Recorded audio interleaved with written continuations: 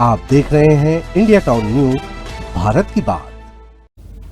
नमस्कार, स्वागत है आपका इंडिया टाउन न्यूज के खास बुलेटिन खबरें राजनांदगांव में। मैं हूं आपके साथ रंजना राज।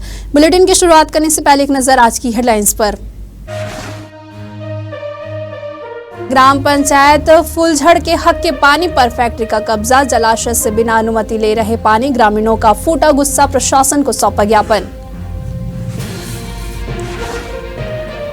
लोधी समाज में उठी बगावत की आवाज, सर्किल अध्यक्ष प्रकाश वर्मा को हटाने की गई मांग, विवादों में घिरे अध्यक्ष को हटाने का बढ़ा दबाव। स्कूल की शिक्षिका बच्चों के साथ करती है दुर्व्यवहार, ग्रामीणों ने ताला लगाकर जताया विरोध, बच्चों की पढ़ाई प्रभावित होने पर आंदोलन का दिया संकेत। बालोद जिले से मवेशी तस्करी की घटना सामने आई है। कार खराब होने पर तस्कर मौके से हुआ फरार, ग्रामीणों की सतर्कता से बची बेजुबानों की जान। राजनांदगांव शहर के राशन वितरण में आई नई बाधा, मोबाइल नंबर सिस्टम में अपडेट नहीं होने से परेशान जनता घंटों खड़ी रही लाइन में।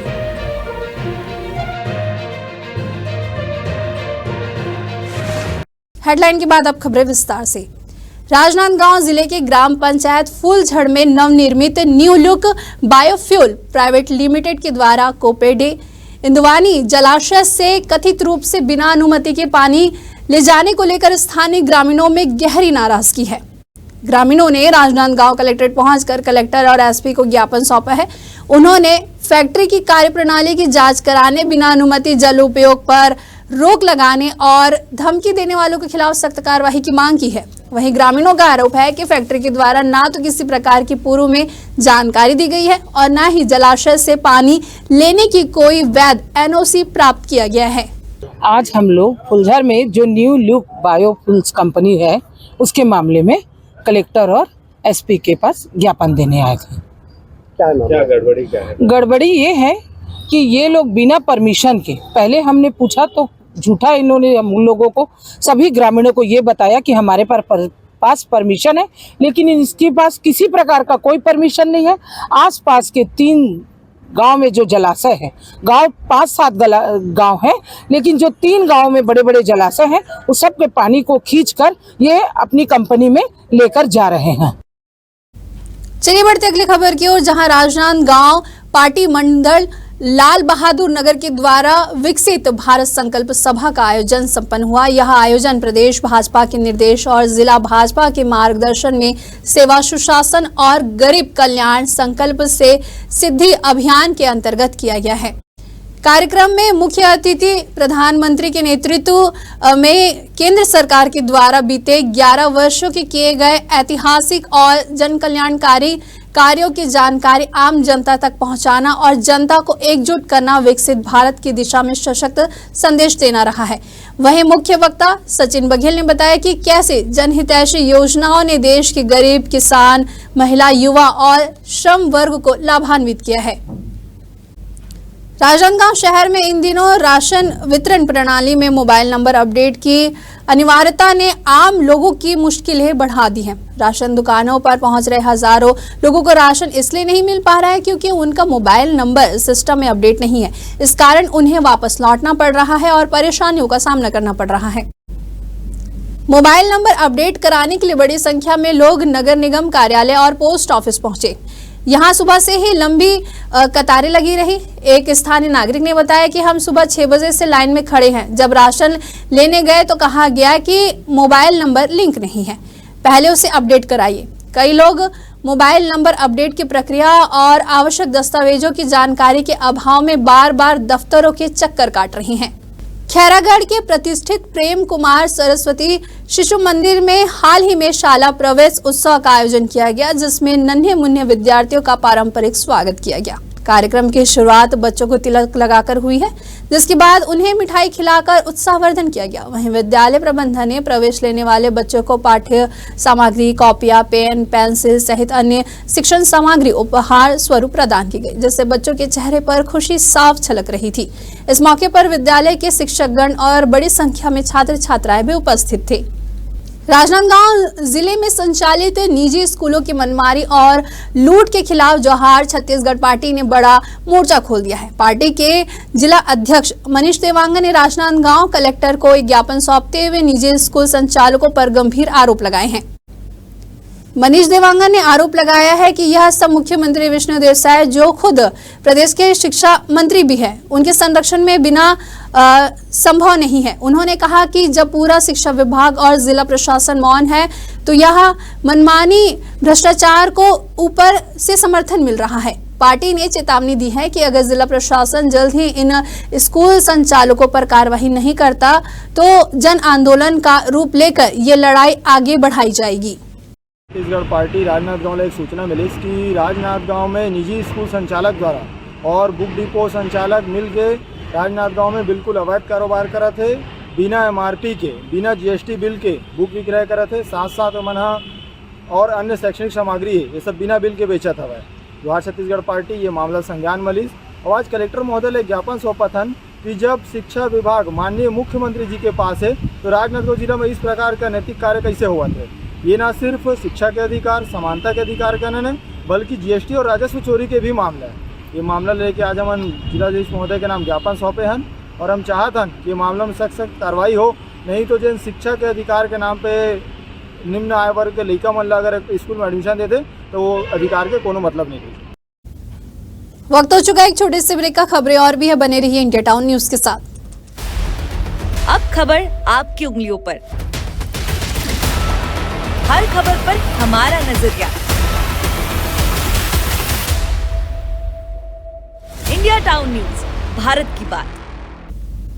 ब्रेक के बाद आप सभी का स्वागत है। चलिए बढ़ते अगली खबर की ओर। बालोद जिले के डोंडी ब्लॉक के ग्राम गुजरा में पदस्थ प्राथमिक शाला की शिक्षिका ललिता कंवर का तबादला दूसरी जगह कर दिया गया। इस निर्णय से न सिर्फ बच्चे बल्कि उनके अभिभावक भी बेहद आहत हैं। वीडियो में आप देख सकते हैं कि नन्ही बच्चियां स्कूल ड्रेस पहनकर सिसकते हुए बालोद कलेक्ट्रेट पहुंची और उनके हाथों में ज्ञापन था और आंखों में अपनी प्यारी ललिता मैडम को वापस लाने की उम्मीद। ज्ञापन के माध्यम से बच्चियों और उनके अभिभावकों ने कलेक्टर से मांग की है कि ललिता मैडम का ट्रांसफर निरस्त कर उन्हें गुजरा स्कूल में ही पुनः पदस्थ किया जाए। हमारे ललिता कंवर मैडम चाहिए, ओकर बिना हमार पढ़ाई नहीं हुए। अभी कौन पढ़ाते तुम्हारा? अभी ठाकुर सर हैं। ठाकुर सर बड़े नहीं पढ़ाते? वो पढ़ाते। तो ललिता कंवर मैडम कहाँ चले गए? सर हमारे दूल्हा साल है कर। यहाँ कब रहा हो तुम कलेक्टर कराए? हमारे कंवर मैडम चाहिए कि बोले वहाँ। तो खाना वाना नहीं खाते, किस दो दाई है कबर नहीं खाते? वो बढ़िया पढ़ाते थे, सचिव करा याद हमारे नहीं भूला। तो भात खाए छोड़ते देते हैं? बढ़िया देगा सचिव। नहीं तो भात वात काबर छोड़ देते, खाना काबर नहीं खाते, रोज काबर सोता ही ना? नहीं आई किस देकर सचिव खाना छोड़ दे रहे हो। शिक्षा विभाग में युक्तिकरण का चला तो वहाँ पे जो ग्राम बोरिद है वहाँ पे जो अटैच टीचर थे है ना, तो उनको तो अभी युक्तिकरण के द्वारा एक को भेज दिया गया, लेकिन पहले से जो टीचर थे वो बोरिद की है लेकिन उनको भी अटैच के द्वारा दूसरे जगह भेज दिया गया। ये तो गलत है ना। अब वहाँ पे स्थान 3 दिखा रहा है लेकिन 3 टीचर है नहीं है। और ग्राम गुजरा में ऐसा है कि अभी प्राथमिक शाला है, इसमें लगभग 52 बच्चे हैं। 52 बच्चे के हिसाब से वहाँ पे 4 टीचर होने चाहिए।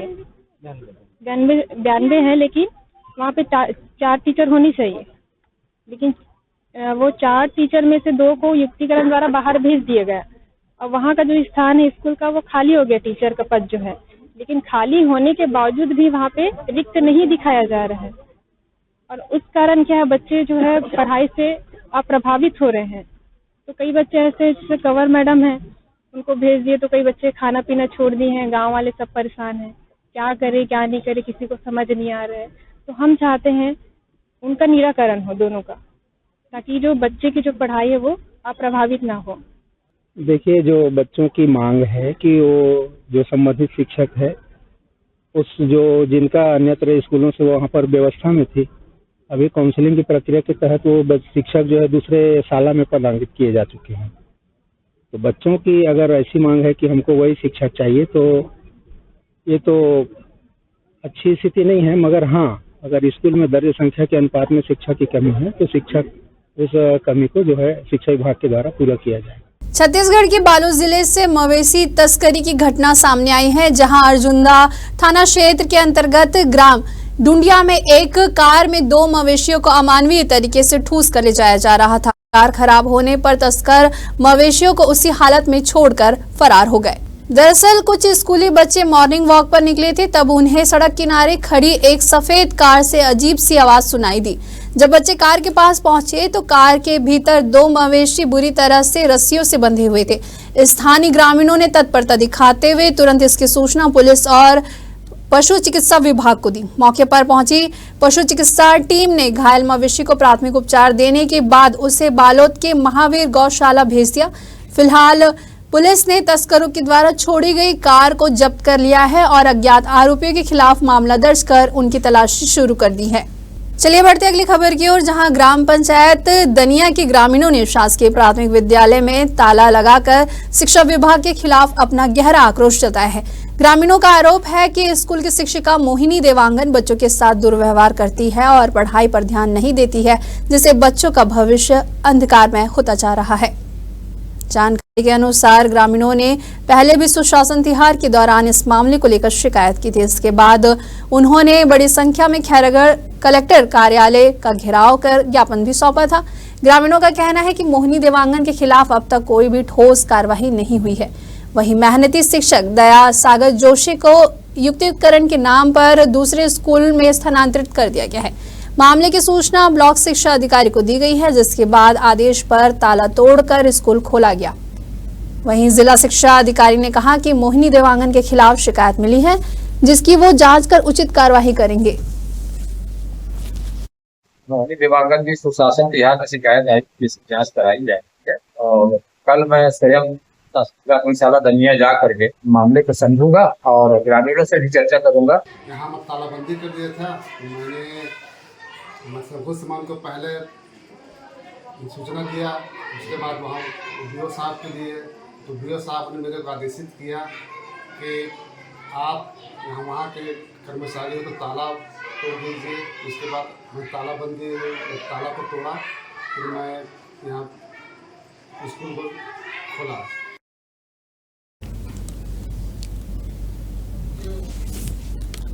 लोधी समाज के खैरागढ़ सर्किल अध्यक्ष प्रकाश वर्मा एक बार फिर विवादों के केंद्र में आ गए हैं।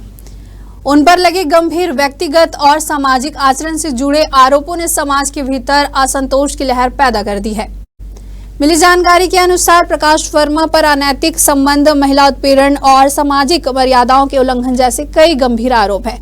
इन सभी मामलों को लेकर समाज के वरिष्ठ पदाधिकारी, राष्ट्रीय संयुक्त सचिव नरोत्तम वर्मा समेत कई प्रतिनिधियों ने प्रदेश अध्यक्ष घनश्याम वर्मा को लिखित आवेदन सौंपते हुए कड़ी कार्रवाई की मांग की है।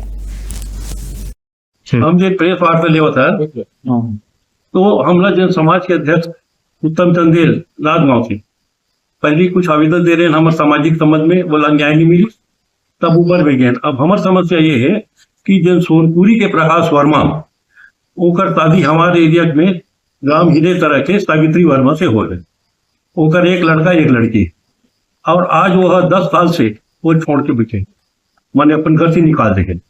और एक दूसरा पत्नी ला जिन बालाघाट जिला से शादी करके एक लाए है, तिल रखे सांप की पत्नी की तरह। तो एक खिलाफ हम जो भी कानूनी कार्रवाई को भी करी से, तो समाज में भी हम उत्तम जंगेल राजगांव जिला वाले हम दे रहे हैं और अध्यक्ष बनाए करवा दी प्रकाश वर्मा ला कि ये आदमी कैसे आचरण है भाई, के हालत मत बना।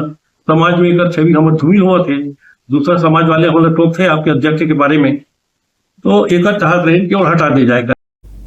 डोंगरगांव विकास खंड के ग्राम पंचायत आसरा स्थित हाई स्कूल में साला प्रवेश उत्सव का आयोजन किया गया। इस विशेष अवसर पर राजनांदगांव जिला पंचायत अध्यक्ष किरण रविंद्र वैष्णव मुख्य अतिथि के रूप में उपस्थित रही।